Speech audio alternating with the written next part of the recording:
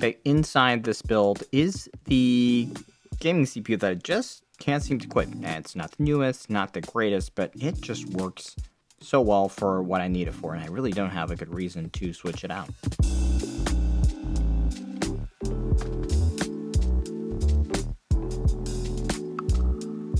Welcome to Machines More. So I have the most current gen Intel and AMD CPUs on hand, but I keep coming back to this one, and today I'm going to tell you a little bit more about this build and why, even though it's last gen, you still might want to consider the 7800X 3D for an SFF build.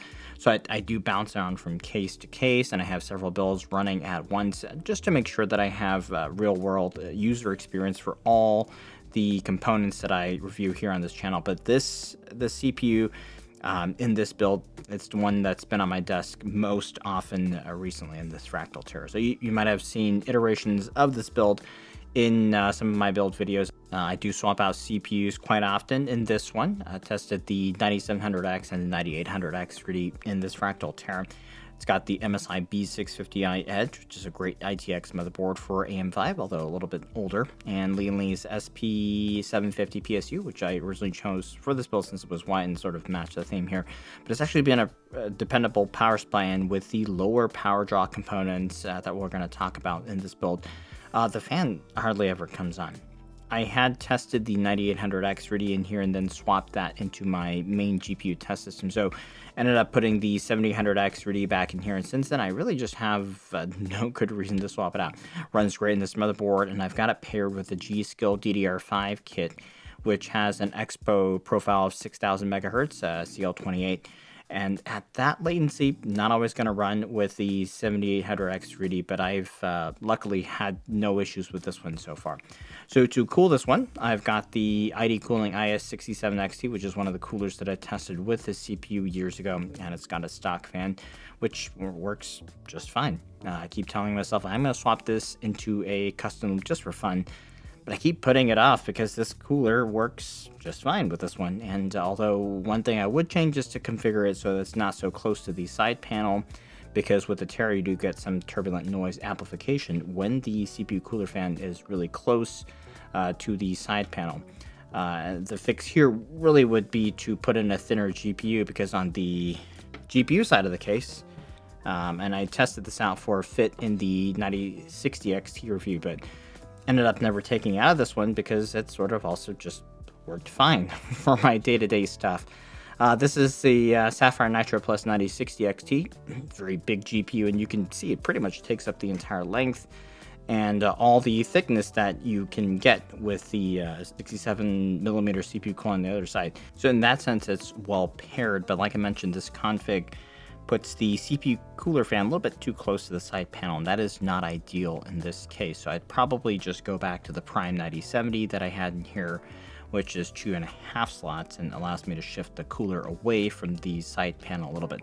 And the 9060 XT also comes in from Asus Prime if you are looking for that.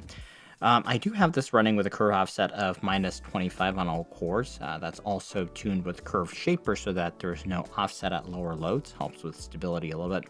And the temps for 1440p gaming are really good. And the incredible thing is that it only draws down 33 watts here for 1440p gaming. This is sipping power basically, and performance in all-core heavy CPU rendering, it's not great, but it's not terrible. The thermals are very much manageable here.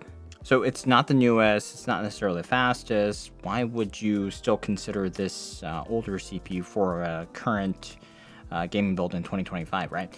So first off, the 7800X3 features the X3D cache that adds an additional 64 megabytes of L3 to the 32 megabytes that the 8-core chiplet is already equipped with. The cache die is placed on top of the chiplet, and it does make heat transfer to the CPU cooler a little bit more challenging. Since this generation, AMD has reworked this design for 9000 series X3D chips, and that is now placed underneath the chiplet. So the 9800X3 that supersedes this one is better in that regard. Nonetheless, it has that same big L3 cache here. As for the 9800X3D, when I tested this one versus the 7800X3D, it was definitely better. But for high frame rate or CPU dependent 1080p gaming, you may only see improvements of somewhere around 5%, so single digit percentages. Could be more depending on the title, but keep in mind as you go up to 1440p or 4K, or if you are limited by your GPU anyway, as we often would be here, even building with a 9070 or 9070 XT, that gap will shrink and may not even exist. So as of right now, you can still get the 7800X3D for about $350 to $360 US. The 9800X3D is $470. A current Gen Stellar 8-core chip without that V-cache in the 9700X is right around $300. So if you're not planning a build with a 5080 or 5090, or you want to play at a higher resolution, this is going to get you a lot more value. You will still benefit from the X3D cache and titles that can benefit from it, such as MMOs, Sims, esports. One area I've really noticed it is Microsoft Flight Simulator, not just averages, but importantly, the lows in these titles will see a market improvement versus something like the 9700X that's not equipped with that V-cache. So definitely for a gaming only build, the $50 to $60 premium is worth it over the 9700X. And also power draw is quite manageable versus both the 9800X3 and 9700X. Typically, the 7800X3 is going to run 15 to 20 watts lower, and while that won't necessarily make or break your power bill, it also means a little bit less impact on the rest of your system, and you should also be able to keep fan speeds at a lower level for gaming, because at equilibrium, this CPU is simply drawing less power. So while I've kind of pushed the boundaries of the Terra with more high-powered CPUs, it is always nice to just get really, really good performance with gentle power draw in SFF in general. Where this one does fall short is because of the X3D thermal design on the CPU. AMD did limit the peak power pretty significantly. So for your all-core CPU heavy rendering, the 9700X and 9800X3 are going to be much better. So if your needs tend to be more hybrid in nature, the 9800X3 is going to be an excellent choice. That 9700X is going to be also very good too. It's just a little bit weaker in gaming. But this guy here, it's a strict gaming only and light work type of build. So kind of the theme here in general, but it just really works well for that. Would I change anything about this build?